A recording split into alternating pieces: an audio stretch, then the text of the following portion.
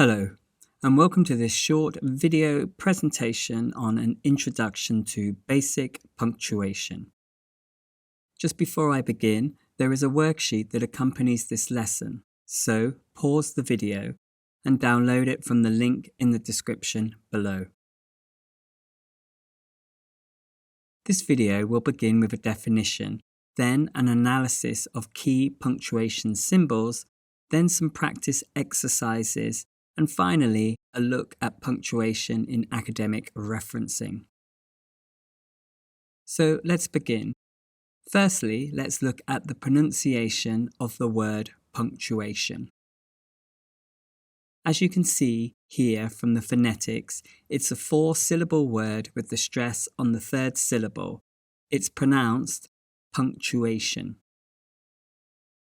If we look at some dictionary definitions, then dictionary.com defines punctuation as the practice of a system of using certain conventional marks or characters in writing or printing in order to separate elements and make the meaning clear, as in ending a sentence or separating clauses. The Merriam-Webster dictionary states that it is the art of practice of inserting standardized marks or signs in written matter to clarify the meaning and separate structural units. And the Cambridge Dictionary highlights that the most common punctuation marks in English are capital letters, full stops, question marks, commas, colons, semicolons, exclamation marks, and quotation marks. Hopefully, this has given you a general background definition of punctuation. So now let's look at some punctuation symbols. Here is a table of some key punctuation symbols and their use. Unfortunately, they are not in the correct order, so I'd like you to match the punctuation with its use. Pause the slide and do the exercise.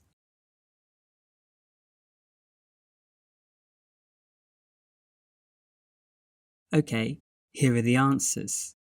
I'll read through them so you can check your answers and hear the correct pronunciation too. So the first one is a full stop. This is used to show the end of a sentence and in Latin abbreviations. A comma. This is used to separate parts of a sentence and to separate the items in a list. Colon. This is used when introducing a list and a quotation. Semicolon. This is used to separate two independent clauses which are close in meaning and to join two separate sentences if a connective like however is used. Inverted commas. These are used to show the words have been taken from someone else and to separate a specific word or phrase. An apostrophe.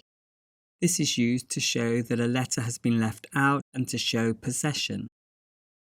Capital letters. These are used at the beginning of sentences as well as for names of people, titles, days of months, laws, nationalities, and languages. And finally, brackets, also called parentheses, are used to include additional information that is not essential to the meaning of the sentence. Okay, now we'll do some exercises to practice using these symbols correctly. Look at this exercise 1. You will see that there are 3 sentences. What I'd like you to do is pause the slide and punctuate the sentences with the correct punctuation.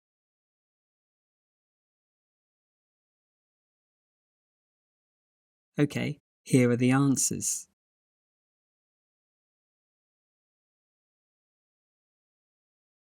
Now we'll do exercise 2. This is slightly harder. Again, there are 3 sentences, so pause the slide and punctuate them.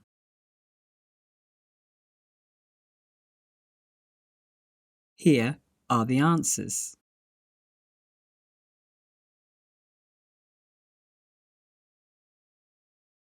Okay, I hope you're doing well. Now let's make it a bit more difficult. I'd like you to punctuate this whole paragraph. Pause the slide and do the exercise.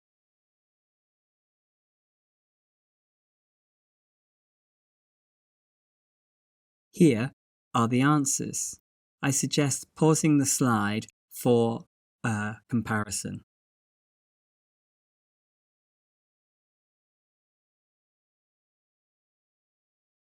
Okay, this is the final exercise, and it's looking at punctuation in academic references. Here are two Harvard-style references.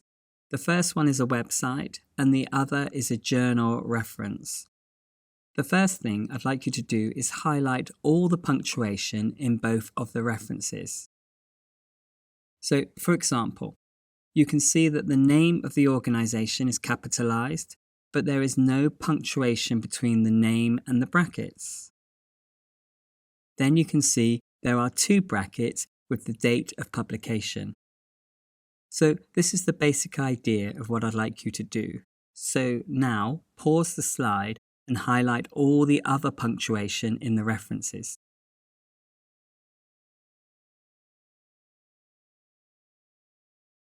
Okay, so here are my highlighted punctuations. Perhaps pause the slide again and just look at what I've highlighted.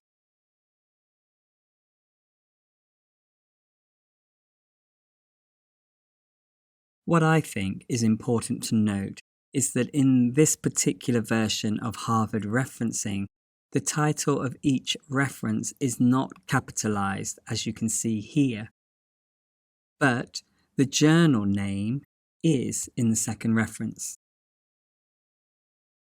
Also, although this is not strictly punctuation, on the website reference, the title is in italics, but in the journal reference, it's the journal that has been put into italics, as you can see here. Okay, so now it's your turn. I'd like you to pause this slide and punctuate these two references.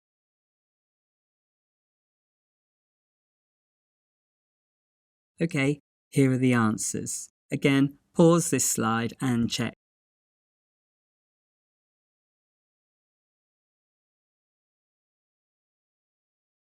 Right, that's all for today. If you'd like more information on punctuation, then you can purchase the whole lesson from this link here.